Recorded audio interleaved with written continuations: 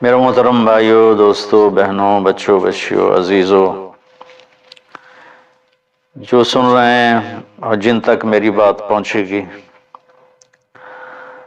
رمضان کی آمد ہے تو اللہ تعالیٰ نے جیسے دنیاوی سیزن بنائے ہیں، جیسے عید کا موقع تاجروں کے لیے سیزن ہے، بڑی عید کا موقع تاجروں کے لیے سیزن ہے، ایسے مختلف قسم کے تہوار دنیاوی دینی جو آتے ہیں تو وہ تاجروں کے لیے سیزن بن جاتا ہے اور ان کی سیل بڑھ جاتی ہے، منافع بہت زیادہ ہوتا ہے۔ تو اسی طرح اللہ تعالیٰ نے بخشش کے بھی سیزن بنائے ہیں، جس میں سب سے بڑا سیزن وہ رمضان المبارک کا مہینہ ہے۔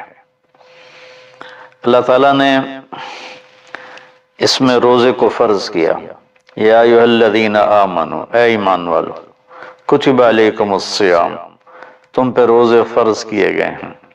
روزہ چونکہ اوکھا عمل ہے، خاص طور پہ لمبا روزہ گرمیوں میں، تو اس کو ہلکا کرنے کے لیے اللہ نے کہا ما کتب علی الذین من قبلکم، کہ تم گھبراؤ نہیں، تم سے جو پہلے تھے ان پر بھی ہم نے روزہ فرض کیا تھا۔ اور میں تھوڑی وضاحت کر دوں، ان کا روزہ ہم سے بہت مشکل تھا۔ ان کا روزہ 24 گھنٹے کا ہوتا تھا، افطاری سے افطاری، سحری کوئی نہیں، افطاری کھا لی بس ختم، اب اگلے دن کی افطاری 24 گھنٹے کا روزہ ہوتا تھا۔ تو اس لیے اللہ نے کہا کما کتب علی الذین من قبلکم، کہ تم سے پہلوں پر بھی روزہ تھا لیکن وہ ہم نے ایسا رکھا تھا، آپ کے لیے یہ آسانی والا رکھا ہے کہ آپ کے لیے ساری رات کھانا پینا بیوی حلال ہے۔ پھر آگے ایک خوشخبری سنائی لعلکم تتقون، کہ اللہ کی طرف سے جب لعل ہوتا ہے تو وہ یقین کے معنی میں ہوتا ہے، انسان کی طرف سے جب لعل ہوتا ہے تو شک کے معنی میں ہوتا ہے۔ تو اللہ تعالیٰ نے کہا کہ جب تم روزے رکھو گے نا، جیسے روزے رکھنے کا حق ہے تو تمہیں تقوی نصیب ہوگا، اور اگر تمہیں تقوی نصیب ہو گیا تو قرآن ہی سے ہم سنتے ہیں کہ تقوی پر اللہ کیا دیتا ہے، من یتق اللہ یجعل لہ مخرج ویرزقہ من حیث لا یحتسب، کہ جو تقوی اختیار کرتا ہے اللہ اس کے لیے ہر تنگی سے راستہ نکالتا ہے۔ جیسے آج کل کی ٹینشنیں اور بے شمار قسم کے ڈپریشن اور ایک دنیا کی دوڑ نے ہماری لائف کوالٹی بہت خراب کر دی ہے، چیزیں بڑی اعلیٰ ہو گئی ہیں، سواریاں بڑی اعلیٰ ہیں، لیکن لائف اٹ سیلف کوالٹی اس کی بڑی پور ہو گئی ہے، بہت خراب ہو گئی ہے۔ تو اللہ تعالیٰ فرماتا ہے کہ من یتق اللہ یجعل لہ مخرج، تو جب کہیں اس پر تنگی آئے گی ذہنی یا ظاہری یا باطنی تو اللہ اس کو راستہ دکھائے گا، اللہ ہاتھ پکڑ کے اس کو اس مشکل سے نکال کے باہر کھڑا کر دے گا۔ وَيَرْزُقْهُ مِنْ حَيْثُ لَا يَحْتَسِبُ، اور اسے وہاں سے رزق دے گا جہاں سے اس کو وہم و گمان بھی نہیں ہوگا۔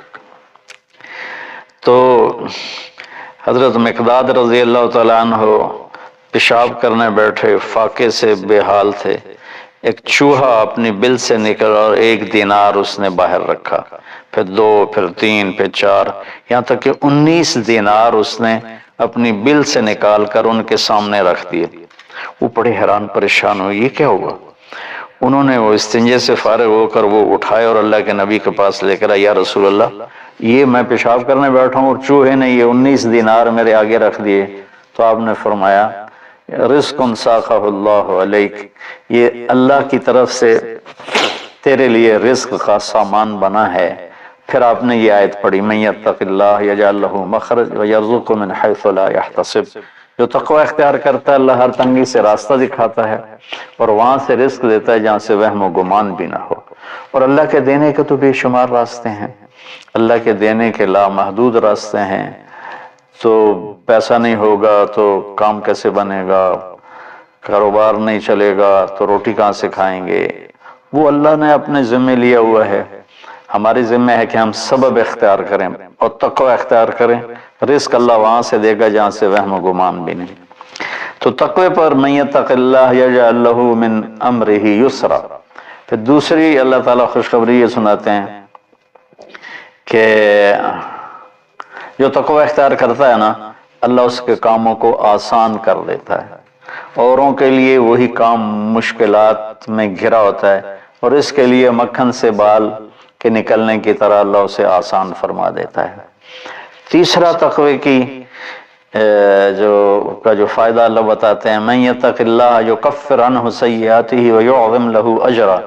جو تقوی اختیار کرتا ہے وہ کو یہ نہیں کہ اس سے گناہ نہیں ہوتا، اس سے بھی گناہ ہوتا ہے۔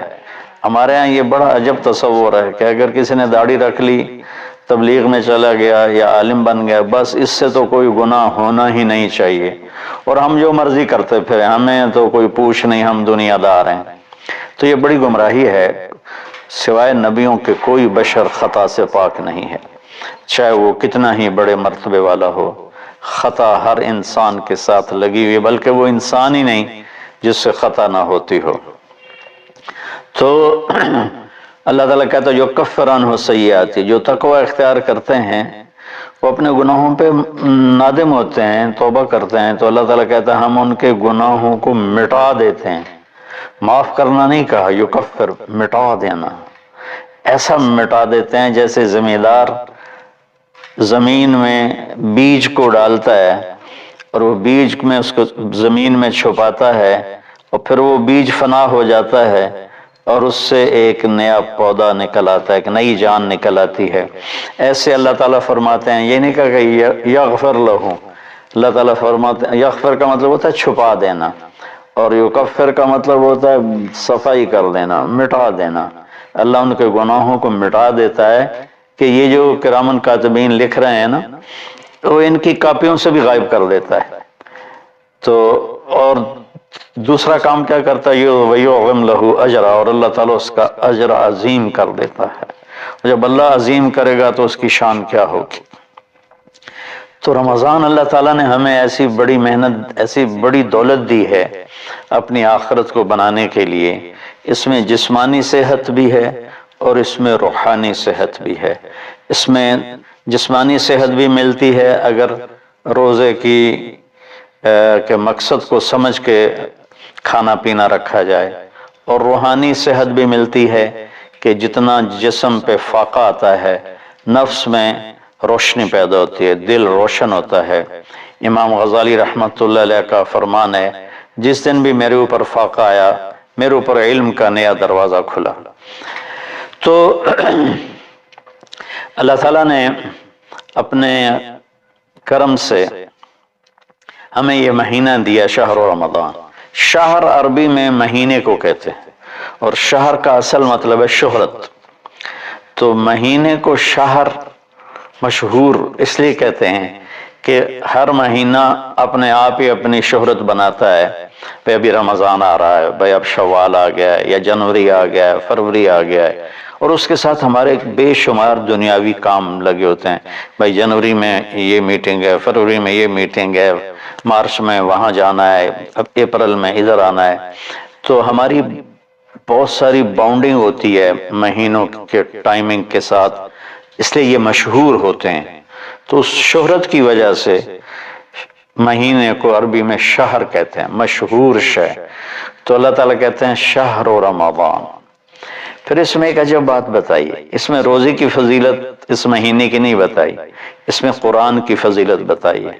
الذی انزل فیہ القرآن، روزے کا ذکر بعد میں کیا ہے اور قرآن کا ذکر پہلے کیا ہے کہ اب اپنی روح کو، اپنے روحانیت کو زندہ کرنا چاہتے ہو تو اس مہینے میں ہم نے قرآن کو اتارا۔ الذی انزل فیہ القرآن، جس میں ہم نے قرآن کو اتارا۔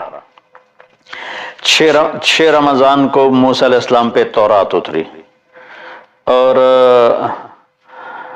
13 رمضان کو عیسیٰ علیہ السلام پر انجیل اتری، اور لیلۃ القدر میں ہمارے نبی پر قرآن اترا، اور 9 رمضان یا 10 کو داؤد علیہ السلام پہ زبور اتری، سارا آسمانی علم اللہ نے اس مہینے میں اتارا کہ مشقت کے ساتھ علم جڑا ہوا ہے، اور فاقے میں روح میں ایک روحانیت پیدا ہوتی ہے، تو اس سے اللہ تعالیٰ کی طرف سے وہ بہت کچھ ملتا ہے۔ تو اس میں اللہ نے کہا انزل فیہ القرآن، تو اس میں اشارہ ہے کہ رمضان کی عبادت قرآن بناؤ، جتنا قرآن پڑھ سکتے ہو۔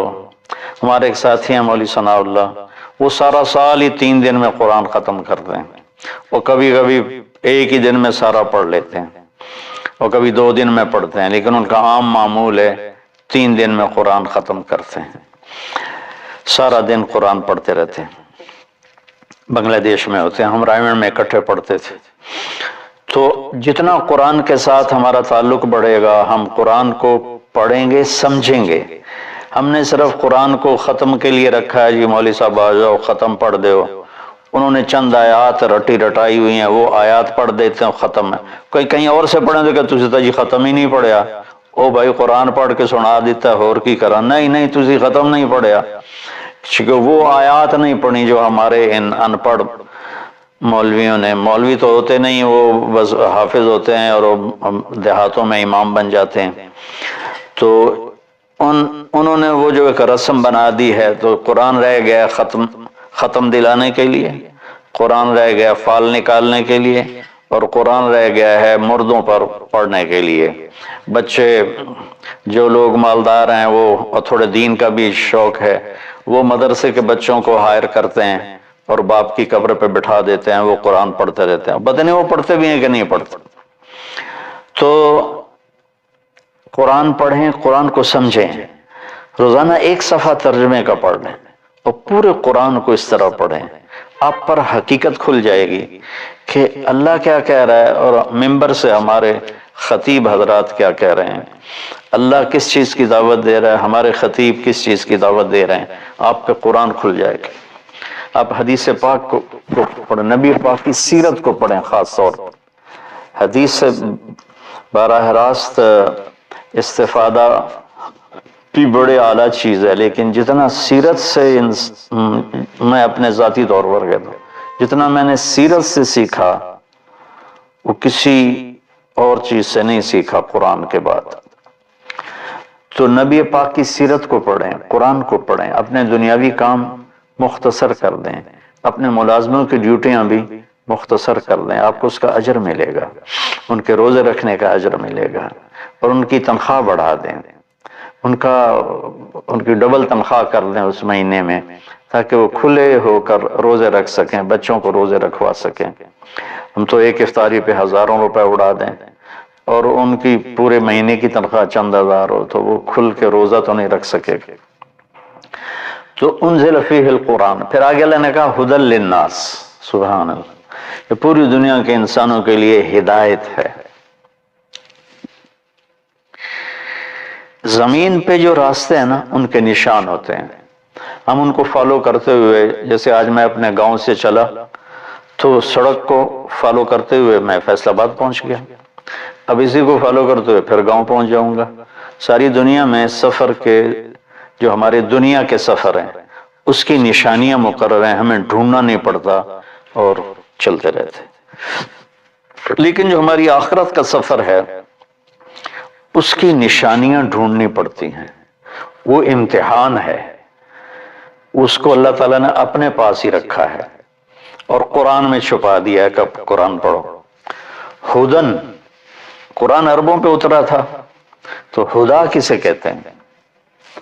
اچھا سمندر میں کوئی نشانی کوئی نہیں، اب تو کمپیوٹر آ گئے، تو اس وقت وہ رات کو ستاروں کو دیکھتے تھے اور دن میں سورج کی حرکت کو دیکھتے تھے کدھر جا رہا ہے، تو اس سے وہ راستوں کو متعین کرتے تھے بیچ سمندر، اور جب وہ قریب کسی منزل کے قریب پہنچتے تھے تو وہاں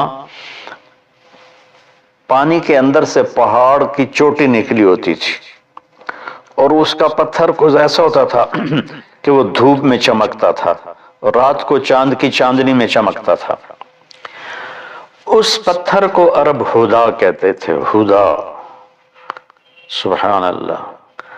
تو یہاں تشبیہ کیا ہے کہ ان زندگی کا سمندر ہے، زندگی ایک سمندر ہے جس میں آخرت کا راستہ ڈھونڈنا ہے، اور ہر انسان ایک کشتی ہے۔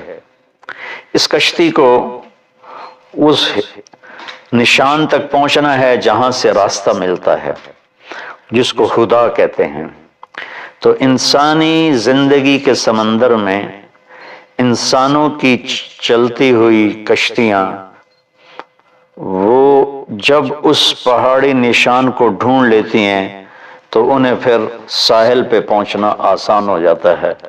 اگر اللہ نہ کرے کوئی اس نشانی کو کھو دے، پھر وہ بھٹکتا رہتا ہے، قدرت اسے کنارے لگا دے تو لگا دے، ورنہ وہ بھٹکتا ہی رہتا ہے۔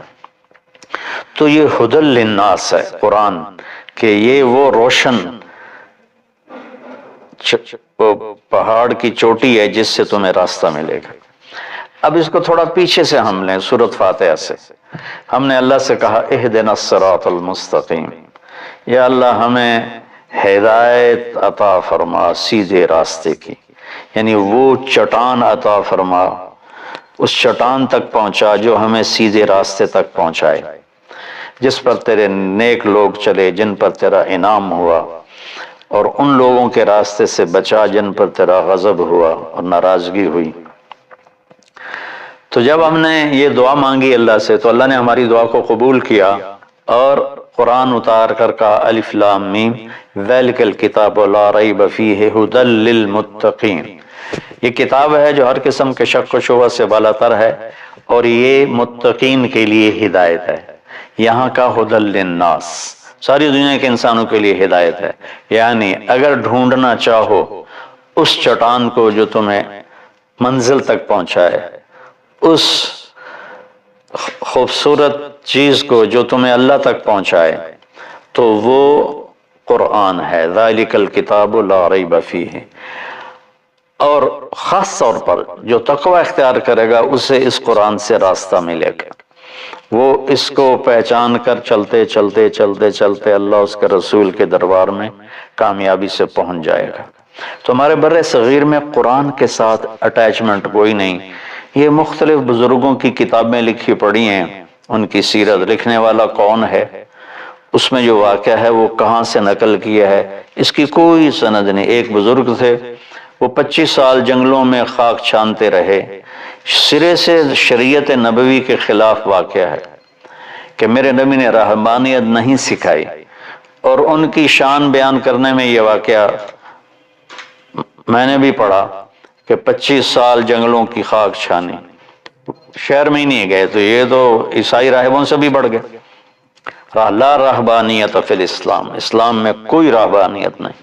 تو ان قصوں کی نہ کوئی سند ہے، نہ کوئی دلیل ہے، نہ مصنف کی حیثیت کا پتہ ہے، تو ہم قصے کہانیوں میں گم ہیں، اور بس قرآن پاک کے ساتھ بے وفا ہیں، قرآن سے وفا نہیں کی، قرآن کو سیکھا نہیں، قرآن کو پڑھا نہیں، قرآن کو سمجھا نہیں۔ اب تو اردو مفتی تقی صاحب دامت برکاتہم کا ترجمہ ایسا عالی شان ہے کہ جو تھوڑا سا بھی اردو جانتا ہے وہ اسے پورا نفع اٹھا سکتا ہے۔ تو ھدی للناس وبینات من الھدی والفرقان، یہ پہلے ہدا پھر ہدا تاکید کے لیے کہ یہ پوری دنیا کے انسانوں کے لیے ہدایت کا پیغام ہے۔ اگر تم اپنے ذہن کو صاف کر کے اسے پڑھو گے تو بینات من الھدی، تو یہ ہدایت کی خوبصورت نشانیاں ہیں، اور حق و باطل میں فرق